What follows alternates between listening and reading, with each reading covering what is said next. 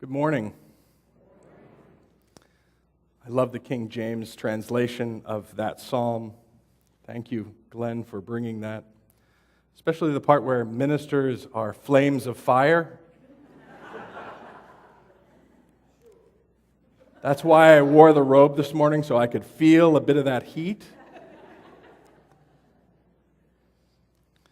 It's wonderful to be with you, to be back with you again. I spend a lot of time guest preaching in various churches around the area, but this is a little more like coming home. It's also a little more challenging because in those places, if it doesn't go well, I'm not going to see them soon. But there are people here that will let me know if that doesn't go well, so I'll hear about that. But it's good to be with you in worship this morning, and glad to have the opportunity.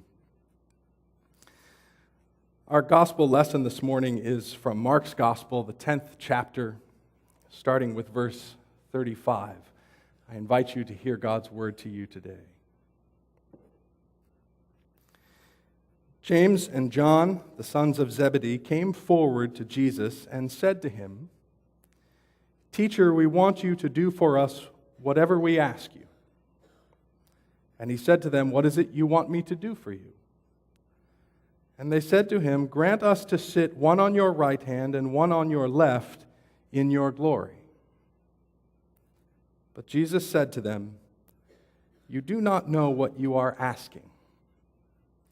Are you able to drink the cup that I drink, or be baptized with the baptism that I am baptized with?"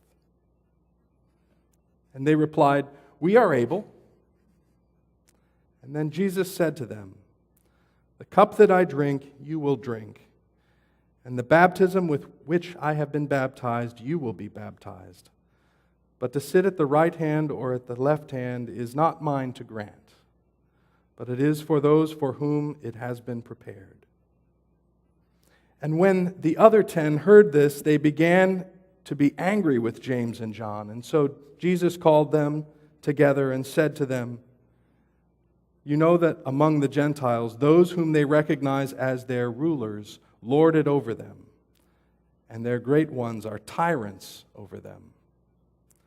But it is not so among you. But whoever wishes to become great among you must be your servant, and whoever wishes to be first among you must be a slave to all. For the Son of Man came not to be served, but to serve, and to give his life a ransom for many." This is the word of the Lord.